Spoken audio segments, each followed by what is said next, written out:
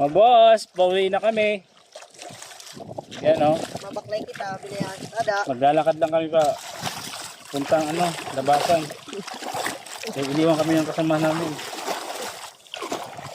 Ayun, yung mga kupal. Kaming tatlo lang yung nanguha ng punaw. Ayun. Okay na rin to, may pang-ulam na kami.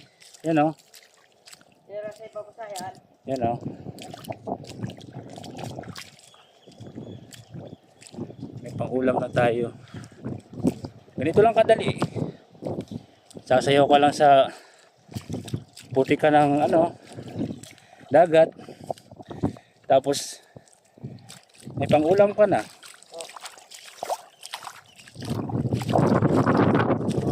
Idol! Hey, doon! Apa? Isi, pagod ka na ba? Jay!